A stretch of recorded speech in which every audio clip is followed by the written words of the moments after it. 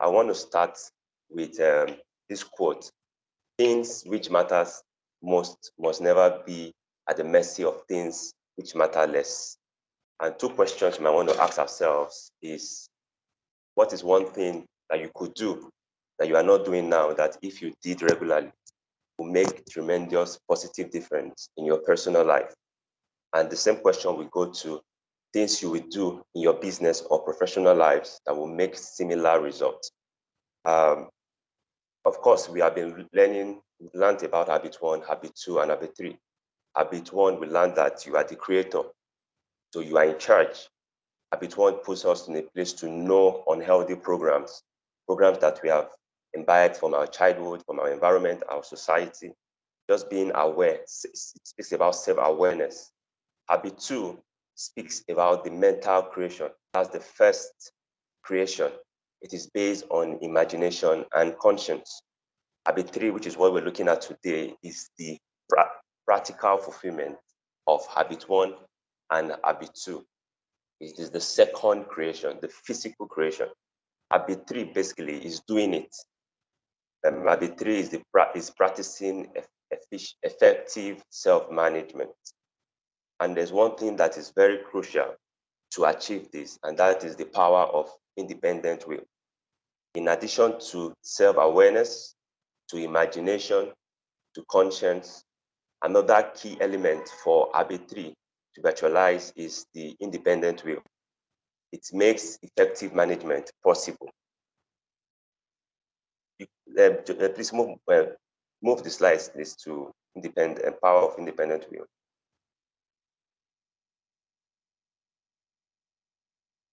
So, are you with me?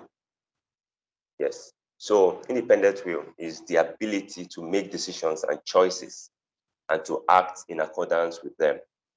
It is one thing to be self-aware. It's one thing to know what you're supposed to do, but the making of those decisions and choices, is what we term the independent will. The degree to which we have developed our independent will in everyday life is a measure of our personal integrity. Leadership decides the first things as our priorities. And I want us to, if you remember the things that we learned in habit two, spoke about personal statement missions and spoke about principle centers. So our priority is first, and leadership is deciding the first things, while effective management is putting first things first. Okay, and of course, we know if habit three is doing it, discipline will be required to achieve habit three. And discipline is derived from the word disciple. So we must have a discipline philosophy, must have a disciplined set of principles, must have values. The successful person has the habit of doing things failures do not like to do. So let's move. Our moderator was talking about generations of time management. We have 4 generations of time management. With habit 3, time management can be captured in the following phrase: organizing and executing. But it's not just organizing and executing. The executing must be around our priorities. Each generation, just like, I don't know if you are very familiar with computer, we have different generations that collapse into another. We have a time where we had, big, huge computers, and this generation that we now have, things like our laptop, our lap, small devices that are more minute and yet very fast and smart. So it's the same thing with time management. We have each one building into the one. The first one, somebody mentioned, tried to explain when we were asking questions, is the first generation. We have the notes and the checklist. It helps us to recognize the demand place of it helps us recognize and demand our time and energy. It does not recognize the concept of priorities. I wish after the class, I believe we'll share the video Priority is very important. Placing things that are very important first to us is very key. The second generation is calendars and appointment books. It helps us to look ahead and to schedule events and activities in the future. This generation has no priorities and has no priority and does not recognize value or goals. The third generation is the current time management that we see all over the place. Is an addition of 1 and 2. Its priorities it emphasizes on prioritization. It clarifies values, goal settings, and it engages in daily planning. However, the problem with the third generation is effective scheduling and controlling of time, which is often counterproductive because the effective focus clashes with the opportunity to have rich relationships with humans. We miss out on the opportunity to meet human needs and also to enjoy spontaneous moments. And this is what the fourth generation resolved or helped us to resolve. For the fourth generation, the challenge is not managing time, but managing ourselves. Rather than focusing on things and time, it focuses on preserving and enhancing relationships and on accomplishing results. So it focuses on ourselves, it focuses on us, not on time. There are 5 points that makes the fourth generation better than the third generation. The first one is it is principle centered. I don't know if we're following this book, or just to have our personal mission statements and also key them around principle centered that involves the family, your career, finance, and all that. It's very, very important. We have 1 minute more. Just please wrap up It's so we conscience can directive. proceed. Yeah. It defines your unique mission, And let me just brief into the time management matrix since I have just 1 minute. So for the time management matrix, somebody mentioned it. We have the 2 factors that determine these activities is importance and urgency. For the Q1, quadrant 1, I want to call it Q1, focuses on urgency and importance. It's also called the crisis and problem, it's called crisis or problems. Its focus is, when you focus on Q1, it gets bigger and bigger until it dominates us. And one of the results is, we are stressed out. We are, crisis management, always putting off fire. But the Q3 is urgent but not important. Its result is short-term focus, crisis management. It sees goals and plan as worthless. You feel victimized, out of control, shallow or broken relationship. For the fourth quadrant, or Q4, as I would love to call it, it is not important nor urgent. In fact, anyone that is under this matrix is living an irresponsible life because you are totally irresponsible. One of the consequences is that you might likely get fired from a job. You always depend on others for your basics. But the most effective one here is the Q2, and that should be one of the ones that our heart should long to achieve. Because for the Q2 is the heart of effective personal management.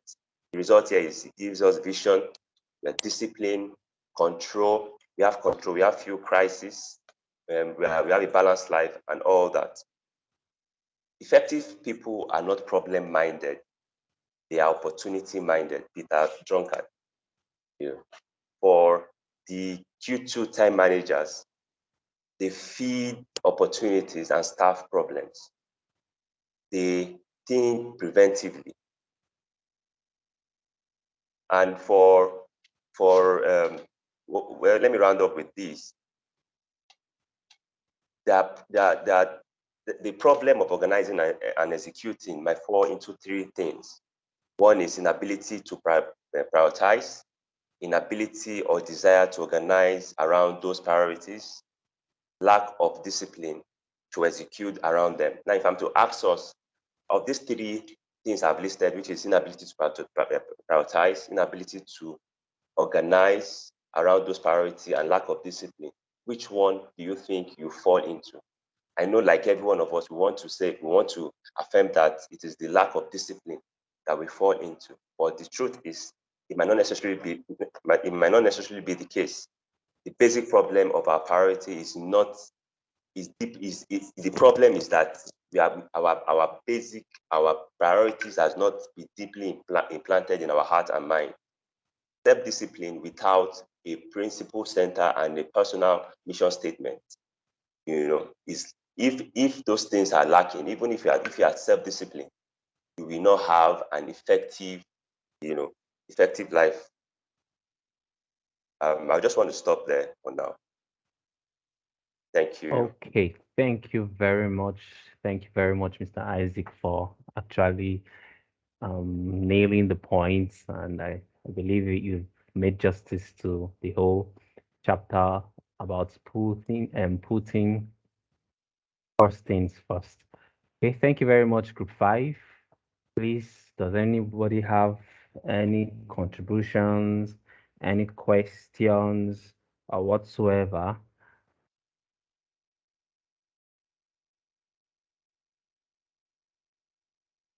Okay, before anybody raise a point, I'm just going to take note on something that Mr. Isaac said, which was how that particular chapter started with questions. What one thing could you do that you're not doing right now that if you did on a regular basis would make a tremendous positive difference in your personal life? When I saw that question, actually, I had to stop and think about that thing, just as you said. And then I actually figured what it was for me, and I hope some other persons did figure that as well. So is All right. Samuel Newman. Corey raising up his hand? Okay. Okay, Hello, yes. sir. So I just want to. All right. Okay. I can go on. Yes, please. Yes, please. You can. Oh, okay. Yes. I thought other people were also trying to talk. So I just want to also add to what Isaac has done. Isaac, we appreciate you. That was a wonderful one. It's on the time management matrix. Okay. The Q1 and the Q2 is where I just want to say a little more thing. It is already mentioned that a lot more people will feel more comfortable with the Q3 and the Q4, where they feel more relaxed and all of that. But the Q1 is where so many people are held bound because they live a reactive lifestyle. Like, you don't do anything until it is very important and urgent, and then you rush and do it. But the issue with that kind of lifestyle is that you are not in control of anything.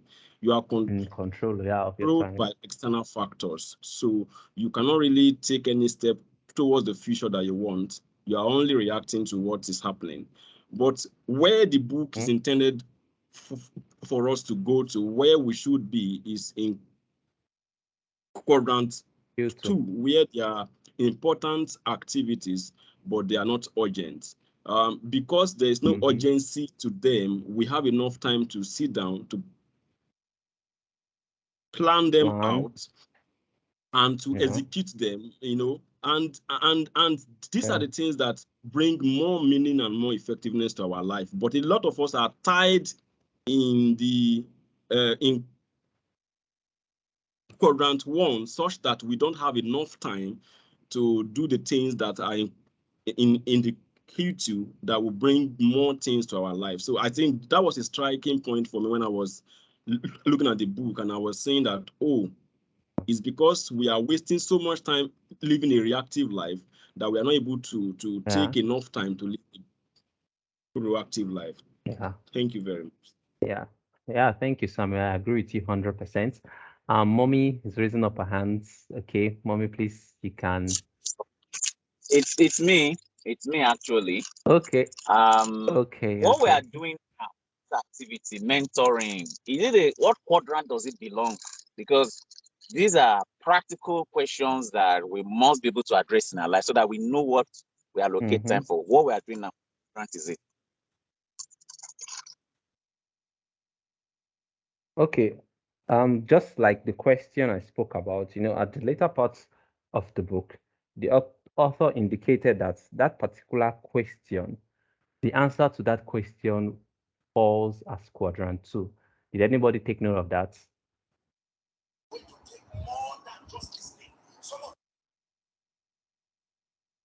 Okay. Yes, I did. Damilare. All right. Okay. Damilare, please, well. You want to speak? Just. All right. So, what we're doing now is a quadrant 2 thing. It's important. It's not urgent, Yes, sir, and yes, you will not be interested. And this is actually where you create your future. This is actually where these important things are the things that will stand you out. But people only put out fires. Yeah. Oh, I have to tomorrow. Oh, I have this tomorrow. Oh, I have, and that's how many people never make progress in their lives. They don't pay attention to they lose themselves. Activities. Yes, they are living all their lives in quadrant 1, and it's a dangerous way to live. Thank you. Okay, thank you very much, sir. Damilare, please. You wanted to make a contribution? So I just wanted to say something about quadrant 3. So I think for me, if you don't have the ability to say no, you would be tossed up and down, because quadrant 3 is basically you not being able to say no to some things. If you're able to say no to some things, you won't find yourself in quadrant 3, because there are some calls you would receive that would probably put you to do some things that are not urgent and also probably not important too. So I think for me, if we can develop the ability to say no, we would try to adjust ourselves and shift ourselves to quadrant 2. That's just what I wanted to say. Okay. So what it takes to say there's a particular subheading that really spoke about what you said. Okay, Victor Chukwuka, please, let's hear you. Yes, thank you. Can you hear me? Yes, we can. Yes, we can. Okay, all right. So this is in regards to quadrant 2, important but not urgent. And regarding what Daddy said, what caught my attention was the video. So it's more like these are little rocks that fill the bucket, and then major things that are both important and urgent cannot fit in. All right. So I will be very, very experiential when I say, okay, this is currently what I'm going through, right?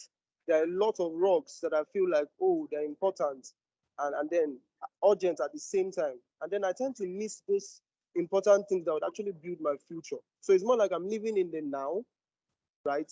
And then those things that are important and urgent that actually build my future, I'm placing them, at the very, very shallow top of the bucket where I feel, I don't know if you get what I'm saying, right? This little rocks is like from the video are filling those buckets so much as going over halfway, and then those important / urgent things do not have a space, right? I'm speaking from quadrant 2, right? Important but not urgent.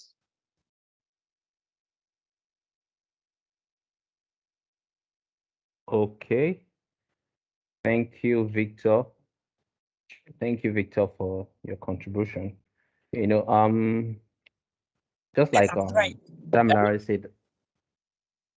Okay, someone else wants to say something. Hello? Oh, hello. Yes, please. Yes, we can hear you. Sorry. I'm so sorry. I had to still chip in a little bit. The challenge is something Victor calls some things rocks that are not rocks. They are not rocks. Okay. Okay. We need to make that correct so that we call what are rocks really rocks. Those things were not rocks. The rocks of your life are the important things. Okay? So that we get it right. Okay. All right, sir. All right. those things are not the rocks. So Victor, So you hope don't you even got that right. you don't even know what your rocks are apparently. So it's you need to really go back to the drawing boards. Thank you. No, all right. All right, thank you very much. Someone is raising up, yeah, and please, you can speak.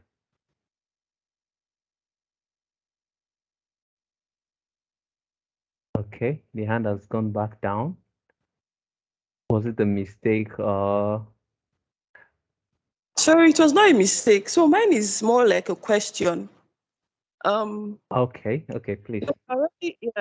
We're already in the age of social media where almost everything, both the important things and the urgent things, are on your gadgets. Probably your WhatsApp or you just have a lot of important things on your phone, and you have some also urgent things that pop up on your phone. So I want to really know the practical way to actually discipline yourself to pick out those important things and ignore the urgent, since both of them are always most times on our gadgets. Thank you. Okay, thank you very much for the question. So please, is anybody in the house willing to take that question? If I'm to She's try to trying take to the answer. understand. Okay, Mr. Isaac, are you speaking?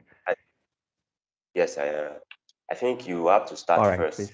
by probably going back to habit 2, stating your personal mission statement, and knowing things that are of top priorities to you, and beyond that, not just writing them down, but getting it to the point where as it's in your heart, in your subconscious, it's in your conscious. But most times when we don't put those things into our hearts, we are easily distracted. And I want to give a personal example. There was the time I was when I was still teaching in a secondary school. I was teaching maths, and I did all my best to teach this class, GSS3 actually. And to my own abilities, I thought I've done greatly, only to get back to class and marking one of the assessment I gave them. And this child apparently looked like she understood what I was saying, but she was messing. She still failed the assessment. So I called her. What's the problem? So what I noticed about our own case was she failed the assessment not because she didn't understand what I explained, but she failed the assessment because she had poor foundation with the basic things of mathematics like addition, multiplication, division, and all that. So what I'm driving out here is, if we have not imbibed the foundations of knowing what is core to us, what we value. If you value family, value your finance, write those mission statements. So we started to address the issue of the basics. So that led her to doing things that are important, which is she started going to the basics of learning multiplication, learning addition, because she will need it. She will need it even beyond the class that she is. If she's going to understand maths and going to be able to, solve problems regarding maths by herself, then the basics is a necessity. So I think that's where we'll start from. Write down your mission statement. You might need to go back. I think in the book, the writer did not just explain. He gave us templates. Let's use those templates and fill in and be paste it around our house. See it every time, everywhere. Put it on our phone, put it on our laptop, and let it just imbibe into our subconscious that even unconsciously we just align to those mission statements and principles and principle center. Yeah, I think that will help. Okay, thank you very much, Mr. Isaac. So I'm just going to add to that. The author also gave us a how do you become a quadrant 2 self-manager. I don't know if we took note of that. And it said identify your role. Now, each of us have several roles we are playing in life. And it gave us a preview of how you can identify those roles. Then when you identify your roles, you now select goals based on those roles. Your role as a parent, your role as a spouse, your role as an employee, your roles, whatever it is. So now select goals that are based on those roles that you've identified. Now schedule a time to achieve them. Schedule a time. That's now brings in the idea of goal planning and goal setting and all that. And then the fourth point was daily adapting. So I don't know if that answered your questions, but okay. Samuel, are you still trying to help out with the question? If you are, please, you Okay, can yes. speak. Okay, yes. So what she has asked is a very it's something almost every one of us here have experienced. As long as you have a phone like this internet enabled phone, and so my answer would just be a practical one that you can do right away. First and foremost, I've also been in this shoe where the phone is like my everything. You know, my work mail is there, my personal mail is there, my Bible is there, my Facebook, Instagram, all the social media. So everything is there. I have ebooks on the phone. So it is both. It serves so much. My alarms, my time, my calendar, my meetings are scheduled on the phone. So everything. So I discovered that while that is okay because the phone is handheld, and part of the things that the author listed also, it was like you must have a tool, because there was a part of the chapter where he said you must have a tool for your Yes, portability. time management. That's Yes, so your tool has to be a yes. portable tool that you can work with while you're on the road or something. So that phone fits into that role. But then I also had some applications that had become distractions. And that is where you have to be disciplined enough to know what is not important to the value system that you have subscribed to.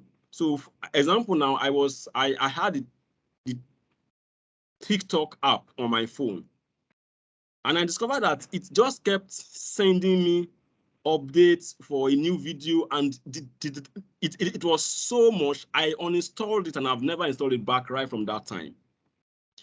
Also, on some other apps, if you go online into those apps, why do you go there? And the time you spend there, who are the people? Whose articles are you reading? Are these articles part of the things that will contribute to your values? Because online is very easy to see a post where someone that is half naked is dancing. That's about like the in thing now almost everywhere, and they are having likes. I've made up my mind that those kind of things I will never open them, and for some time I've been able to maintain that saved my time, my internet MB that I'm using, and then I'm able to divert attention to those articles, those people online that I want to learn from, that I want to read from. And so that helped me. So it's based on you. You have to be able to weed out things that only appeal to your sense for now, like just enjoy the dancing for now. Then 5 minutes after, it doesn't really add anything to you, but time have been wasted on it, and you've wasted your resources on it. And then the time you would have used to do the other thing that will add value to you, you don't even have it again. So it's for you to be able to tell yourself that this is my phone, these are the things that I want to do. And any app that you know is not contributing to, uninstall it. Even the WhatsApp app I have, I don't allow a notification. I will open the app when I want to read messages. So I don't get notified if you send message on WhatsApp, just because I don't want to be distracted if I'm doing other things that are important. So you have to put the measures, and the phones are configured in such a way that you can decide what you want and how you want the phone to work. So it's all on you. Yeah. Thank you. All right, thank you very much, Samuel, for that contribution. And okay, there's someone else that wants to make a contribution to that. Please, you can speak. That's Mimi. Okay, Mimi, your hand is up, please. Okay then. So the person that asked the question, please let us know if you are satisfied with the response that has been given. Let us know if it Yes, has. I am. It's very clear. Yes, very clear. All right. I understand. Yeah. All right. All right. Thank you very much. Thank you very much, Samuel. Thank you very much, Mr. Isaac. Thank you, Thank you, everybody that contributed, everybody that had something to say, everybody that's fully engaged with this session tonight. Thank you, Group 5, for your presentation. It was wonderful. Thank you for bringing something new to the table. So, thank you, guys. So I think if there's nothing else to say, we can call this meeting to an end. Or does anybody have anything else to say? Yes. Okay, Hello. Good, let me, okay. Go ahead, Mimi. good Okay. evening, sir. Good Okay. evening. Good evening. Raising up I their just, hands, so I just want to add that what is important and what is urgent are also in seasons and phases of life. So, when you're single, your finances might be the most important and urgent thing for you at that point in time. And you might have all of the time in the world to pursue your dream, pursue career. But with family and with children, your of course your priorities will change drastically. So let us also understand that these things are not cast in gold. They are not cast in stone, rather. What is urgent and what is important now might not be very important in 10 years' time. So let's learn to place the horse before the cart always. Mr. Always Samuel understand, Corey is raising his hand. just understand always that in every season that certain things are important. For example, you cannot expect a 70-year-old man to start learning some kind of physical skills at his age. It might not be what he needs. At that stage in his life, he's probably resting and reaping from all of his labors. But a 17-year-old Mm. cannot also be at that time. He's supposed to be investing his time and his energies. So what is important is in phases. It is not a constant. Thank you very much. Wow. Awesome, Mimi. Thank you very much. Thank you very much for that. Okay, sir, please go ahead.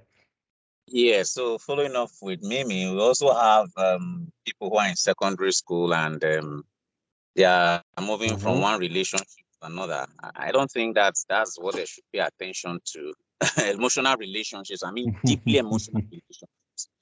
And they spend all their data, all their time talking to one boy or one girl that the boy and the girl, or the boy or the girl does not even have a bearing in life.